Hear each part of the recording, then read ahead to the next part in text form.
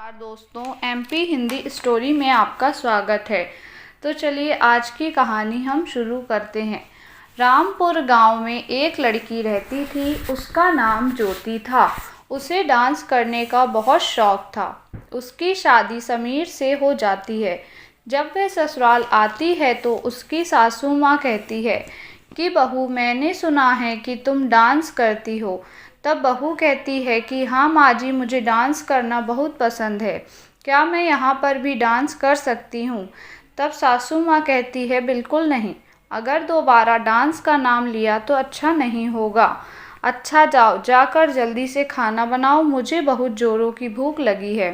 तब उसका पति कहता है कि माँ, डांस करने में क्या बुराई है? वो घर में रहकर बच्चों को डांस सिखा सकती है। तभी उसकी माँ ज्योति से कहती है, अरे वाह, तुमने तो एक ही दिन में मेरे बेटे को अपने वश में कर लिया। इस पर बिना बोले समीर वहाँ से चला जाता है और ज्योति रसोई में चली जाती है। ज्योति खाना बनाकर अपनी सासू माँ को खाने को बुलाती है। खाने का पहला निवाला डालते ही सासू माँ कहती है, अरे बहू, ये कैसा खाना बनाया है? इस उम्र में मुझे ऐसा खाना देकर समय से पहले मारना चाहती है क्या? ससुराल में कदम रखते ही सास को मारने की प्लानिंग शुरू कर दी। हे भगवान, अब क्या होगा? मेरे बेटे की तो जिंदगी बर्बाद हो गई। सास की जली कटी बातें सुनकर बहू ज्योति रोते हुए अपने कमरे में चली जाती है। शाम को जब समीर आता है, समीर के आते ही उसकी माँ ज्योति की बुराई करना शुरू कर देती है। अरे आ गया समीर बेटा, आज तो तेरी बहू ने मुझे बहुत जली कटी सुनाई। इसके मम्मी पापा ने नाचने के अलावा और कुछ नहीं सिखाया। ज्योति अपने मम्मी पापा का नाम सुनकर कमरे से बाहर आ जाती है और कहती है, सासू माँ, मुझे कुछ भी कह लो पर मेरे मम्मी पापा को कुछ मत बोलो। तब सासू माँ कहती है, अरे महारानी के तेवर तो देखो, मैं कुछ भी बोलूँ तो क्या कर लेगी? तब ज्योति कहती है, आप जैसे लोगों का कोई क्या बिगाड़ सकता है? तब सासू माँ कहती है, अरे समीर, देखो तो तेरी पत्नी की कैंची की तरह जुबान चलती है। तब परेशान होकर समीर कहता है, तुम्हारे सास बहू की तू मैं के अलावा कुछ काम नहीं। मुझे माफ़ कर दो, मुझे अपने ऑफिस का बहुत ज़रूरी काम करना है। समीर अपने कमरे में चला जाता है। इसी तरह सास बहू की लड़ाई रोज़ रोज़ चलती रहती है। एक दिन सास बहू दोनों लड़ रही थी। तभी समीर वहाँ आता है। कहता है, खूब लड़ो, एक एक लाठी दे दूँ दोनों के हाथों में। वैसे भी लड़ने के अलावा तुम दोनों के पास कोई काम तो है नहीं।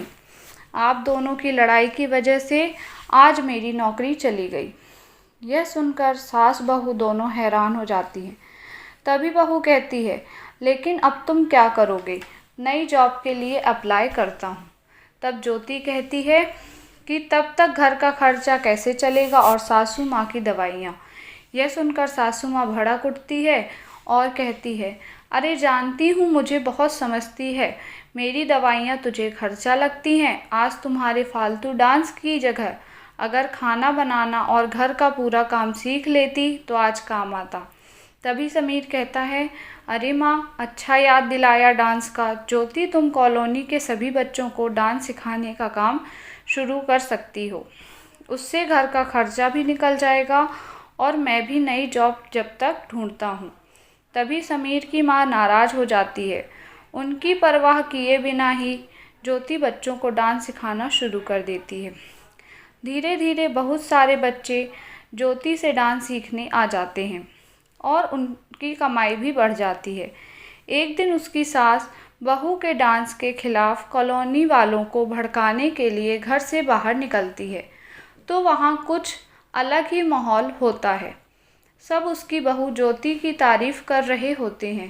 कहते हैं, अरे वाह, तुम्हारी बहू ज्योति तो बहुत अच्छा डांस करती है। तब सास गर्व से कहती है, आखिर बहू किसकी है? सास बहुत ही खुश हो जाती है और घर आती है। तभी समीर और ज्योति घर में बात कर रहे होते हैं तो सासू माँ आकर बहू ज्योति से कहती है, अरे वाह बहू, तुमने तो मेरा सर गर्व से ऊंचा कर दिया है। मैं गलत थी, मुझे माफ़ कर देना। तुम्हारे इतने अच्छे टैलेंट को मैं कचरा समझती थी। अब ज्योति घर का खर्चा भी उठा रही थी और कुछ बचत भी कर रही थी।